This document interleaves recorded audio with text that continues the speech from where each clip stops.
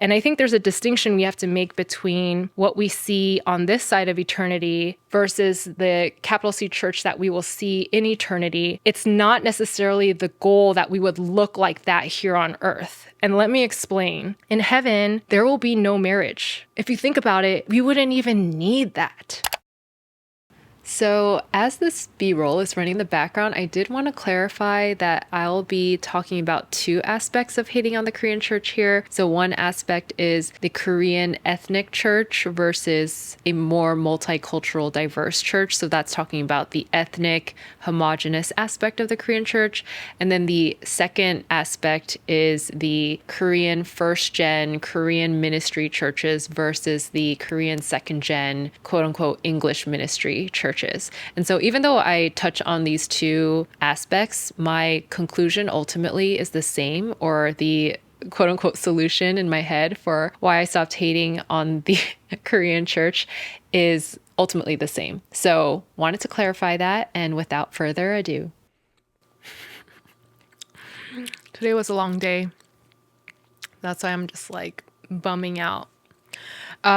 Okay, today's topic is on why I no longer hate on the Korean church. Hopefully it's going to be a little bit of a shorter video. I just wanted to be comfortable, so I'm like bum clothes, bumming out before my call. Let me first say that I wanted to make this video while it was fresh. This VBS that I was guest speaking for, the cute pre-K, is a more like traditional Korean church. And I have not been in a setting like that for so long. Like the kind of Korean church where they make like lunch on Sundays and eat it together, like this Korean food, like homemade Korean food. Most people are speaking in Korean and you'll like hear English dispersed here and there, that kind of church. And I was just reminded of this topic again, of seeing Korean churches in a new light and having a deeper appreciation for them. I do want to caveat the start of this to say I am not talking about excuses for spiritual abuse or anything of that sort. So I want to make that clear. That's a different category. So anything related to like spiritual abuse and all that, which I know is prominent in churches that are like Korean churches where there's a lot of like hierarchical things and tendency towards certain people or groups of people having too much power. I acknowledge that that is a terrible thing that can happen often in Korean churches and in various churches, really. But that's not what I'm addressing here. So, like, if you can separate that aside, like spiritual abuse aside. So, where should I start with this? Well, maybe I'll start with the fact that I think life and generations is just one perpetual overcorrection. Like we're constantly like vacillating between two extremes, and it's really hard for us to kind of calibrate more in the middle. Like we're supposed to calibrate, like go from one extreme to another and kind of like end up here, but we just end up going on these extremes. And I think you see that with culture, you see that with generations of people and families, like parenting styles, you see that in everything really. But I think you see that a lot in the Korean church where KMs or Korean ministries are known to be more like legalistic oriented. It seems almost like a merit-based faith because it's a lot about what you're doing and even like the image of what you're doing. It can be that way. And all these programs, like Korean churches are doing the most. They're like doing so much. It's like how many hours you spent at church. Are you going to the early morning prayers? Are you doing this and doing that and doing this and doing that? That's kind of what shows like who is spiritually elite in the church. So I think the English ministry, which is kind of like the second gen of the original like Koreanized Korean immigrant church, overcorrected from that and turned into this like no discipline. We don't want to do any kind of work. We don't want to do all these programs. And we just want to preach love and not the chansori, not like just the screaming at the pulpit kind of stuff. Doing things a little bit more like loose and friendly. But I think a lot was lost in between. Editor Nicolette here, and I just wanted to add a little note that these thoughts have been developing since my time in LA, which was in 2016. So while I still have my critiques of the KMs and EMs, I have seen some improvements on the EM front. But moving on to the next section, a bit of a story time of my experience in a very, very diverse church. When I was living in LA, I went to this church that, well, I was living in downtown LA. It was a very strategic location for me because one, it was relatively close to the grad school I was going to, and two, I wanted to be in a location, like I wanted to serve the homeless. Like I wanted to go into that sector in the nonprofit world, right? Like homelessness, poverty alleviation stuff. So literally the street that I was living on was like where Fashion Week would happen, and then one street over is Skid Row. Like you legit have like one of the biggest homeless populations in the States. I believe it's one of the biggest. Tent city, like the whole thing. And so I found this church that happened to be like down the street, and I was amazed by it because they were a church that had the intention of strategically being located there so that they could be a church for the homeless people. Not just, there's some churches or church services where they'll like go do like a pop-up service in the homeless areas. But this church was like, no, we want to be located where the homeless people are so that is like a home church for them too and for other people. And so I thought that was so intriguing. I loved that. And so I started going to that church, and in the beginning was really surprised to find like theologically sound preaching, because that's very hard to find in LA. And when I went to that church, I was struck by all of the things you never consider that comes with being at a diverse church that is that diverse.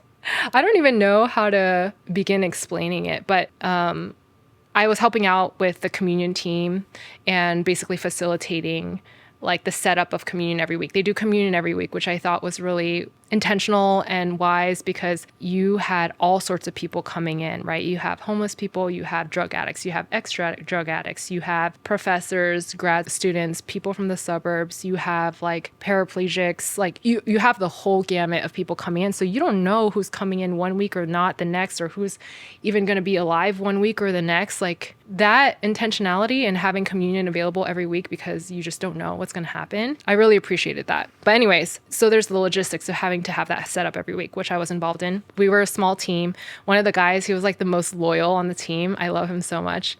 He was this like big dude, and he was missing a finger, but he didn't have a phone and he didn't have email. And so there was just this like, my logistical brain side was like, okay, this is like a different kind of challenge in and serving at this church. There's no, like, you can't just rely on the email listserv or like blasting things. Like you legitimately have to go back to like back in the 90s, pre-cell phone, pre-email, and, coordinate things like that. And if someone doesn't show up, it's kind of like, oh shoot, are they okay? Can someone, make sure this person's okay? Like go visit their place. Like it, yeah, very different. But I think what struck me is, well, one, I think everyone has this idea where diverse churches, like that's the goal. The goal is to get to that place where every church on this earth looks like a diverse church. And in many ways, this church, they were proud of that. They were proud that they looked like what they thought the goal of the church and what it should look like was. And it was interesting that turned into a little bit of a pride thing too. But then I started to realize slowly some of the weaknesses there. Like for example, in one of our community groups, like imagine having a small group or a community group where you're all trying to read scripture together, and you have this like intellectual professor, and you have someone who is not literate, and then you have someone who's like mentally not all there, so not really able to like speak coherent sentences, and then like a paraplegic, and then you got a grad school student, and et cetera, et cetera. And imagine trying to do a Bible study with a group like that. It is challenging. It is challenging on a different level of challenging. And something that I noticed is because of how diverse that church was, discipleship is a challenge in general in the churches currently, in my opinion, but this is a different level of challenge. Like you don't actually always have a coherent discussion, maybe even at all sometimes at these small groups. And I started to see how that would impact the church.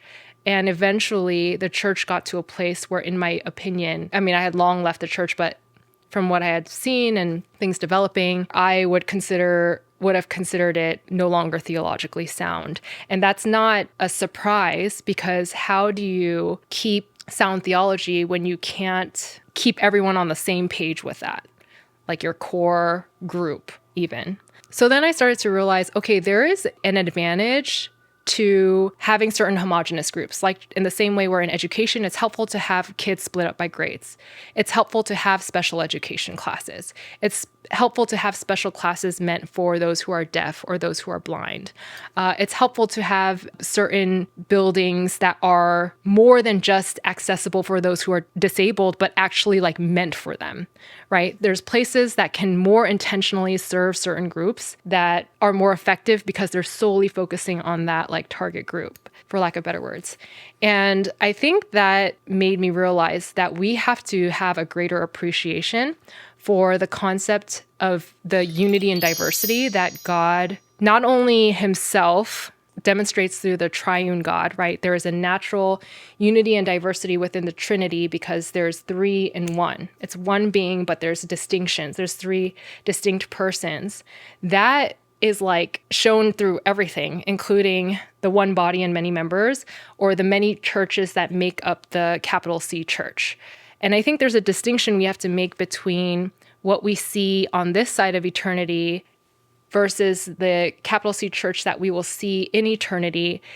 It's not necessarily the goal that we would look like that here on earth. And let me explain, because I think people think like we're supposed to look like that. That church, capital C church in heaven, is going to have everyone, and it's going to be diverse, and it's going to be this and this and that.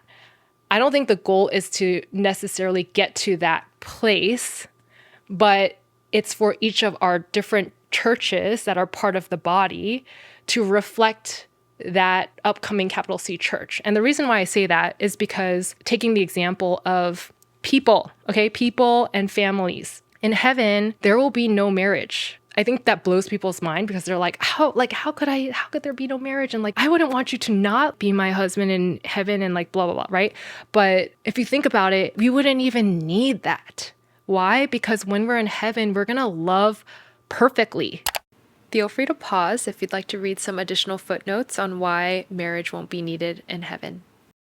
We're going to love perfectly, which means these special distinctions we have to make on this side of eternity because of our finiteness and because of the way God designed it is like obsolete, right? Like you have these special relations as family members, as a married couple, as your local church body. You have this, I believe it's because of God's sovereignty and his wisdom. He knows we're finite. There's no way we can infinitely love every single person we come across. So he gives us these little units, and these people he like assigns to us, whether it's your family members, your local community, your friends, like these groupings for us to love more intentionally than we would other people. And he commands us to do that, right? Like it even says you are worse than an unbeliever if you're not like loving and taking care of your own family. It even says for elders and deacons, like you have to have your household together first. Like your family has to be like, things have to be okay there first before you can even serve me. It says honor your father and mother, right? As one of the commandments. There are special rules or special parts of his design on this side of eternity where we give special attention to certain kinds of people. That will not be needed in heaven because we will see the stranger, we will see the husband, we will see our child, and we would love them all perfectly. There is no need for the distinction because we are all one family and we can love all to the max level, if that makes sense. In a similar vein, for the church, we can't look like that universal church because we are not perfected yet. In the same way that we have these limitations, we're finite as humans, and therefore I think in God's wisdom and sovereignty, he created these little like labs of love that we have within our local communities with our families that are meant to reflect ultimately, right? The perfect love of the ultimate capital F family. In the same way, like for the churches here, we can't all be that capital C church that does things perfectly, capital P perfectly. So we play these kind of finite roles here. where we're meant to focus in on certain people. In the same way as people, we are meant to focus in on our children, our families, our parents, our spouses, right? These churches, local churches, they're focusing in on certain kinds of people. That could be homogeneous, like ethnicities. That could be certain groups with disabilities. That could be diversity. That could be serving the homeless. But everyone is playing a different part because everyone has to serve different kinds of groups, because God's body is so diverse that different kinds of people have different kinds of needs and have different kinds of weaknesses that different churches serve. So what is the Korean churches, like what is their part? Well, all of that, firstly, just gave me the humility of, wow, all of these body parts are needed, right? I see like churches as like bigger organs of body parts. Like if we are one body with many members, with Christ as the head, and we're like each like a little thing, churches are like clumps of, it's like your hand, right? Or it's like bigger sections of the body. So they themselves are kind of its own sense of like parts of the body, of the big body, right? I've seen by going to all these different kinds of churches in Korea, in Ethiopia, non-denominational churches, Baptist churches, Presbyterian churches, white churches, Korean churches, my diverse church in LA. Like I've been to various types of churches in my life, and I've moved around a lot.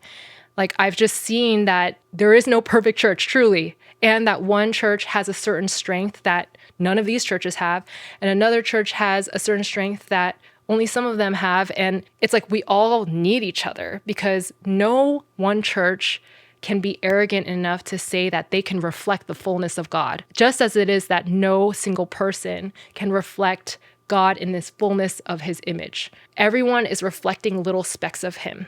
Every person is, as well as every church. And so I think it's really unfortunate when denominations are in their own enclaves and don't get to interact with each other, because you're missing out on God's fullness, in my opinion, as I've seen by being in different denominations and seeing the strengths and weaknesses in all of them, every single one. As a highly critical person, I see strengths and weaknesses in every single one. And we all need each other. We all need to learn from each other. There are some denominations who are so good at evangelism. There are some denominations who have the zeal and the joy. They may be a little further from the head, but they got the zeal and the joy. They're closer to the heart. Then you got others who are closer to the head and like, where's the heart? Where's the joy? So with that, we truly do need each other. Specifically thinking about the Korean church and what we could learn from, I think the Korean English ministries that often broke away from the Korean churches could learn spiritual disciplines, could learn the seriousness of the path, walking in the way of the Lord, could learn from the like zeal and passion that the first gen has. Vice versa, I think the KM can learn a lot about grace, not emphasizing like unintentionally emphasizing a merit-based faith, and learning a true gospel-centered gospel, not a gospel that mixes in works with it. So yeah, I think there's something to appreciate about both sides. But I think having been on the EM side a lot more, it's just like, oh man, it's harder to go anywhere when people aren't even doing their spiritual disciplines, right? Like ultimately people need to be transformed by the word and through the Spirit. But when you don't got that, then is that worse off? I don't know. But in many ways, I'm seeing that, like, come on, guys, where's the fruit? Where's the fruit? I'll give another example just because it's not just the Korean church, but like hater is a strong word, but I am critical of it, and others are too. It's a little controversial, of like megachurches and churches like Hillsong. And I have my critiques. But at the same time, how many people do I know became Christians because of a megachurch?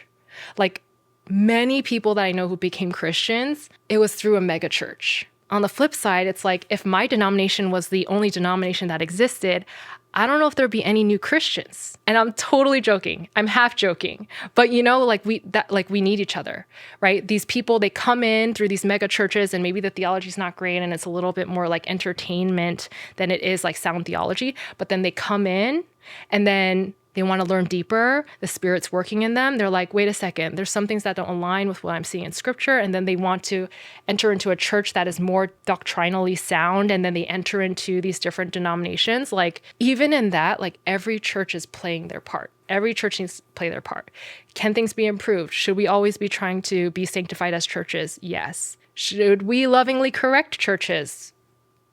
I would say it depends, right, on the case. But I think it would be very arrogant to say only this denomination has it right. So I think that's all I wanted to say. Let me see. Yeah, that's all I wanted to say. I do wish, maybe on a final note, I do wish that churches were required to, or like church leadership was required to have, I guess they do in sabbaticals, but like a time frame where pastors in the leadership have to attend like a different denomination just to experience how things can be done differently. Because I often find that because certain denominations are in their own echo chambers, they can rarely ever improve on the things they're weak in because everyone there is weak in it, right? So like they're learning from the weakest links of each other. Whereas like some other denominations do that part of ministry like way better. And there's things you could learn from them. So that is why I am very ecumenical, why people call me very ecumenical. I have my beliefs and I feel strongly about them, but I do think we can learn a lot from each other and that it doesn't help anyone for us to be in our silos. I think God designed us to be dependent on each other in our diversity. And through that, we're supposed to be like united under the head, you know? Anyways, that is it. I made it through this video. I don't know. I'm curious to hear people's thoughts. Let me know. Thanks for listening. Until the next video. Bye.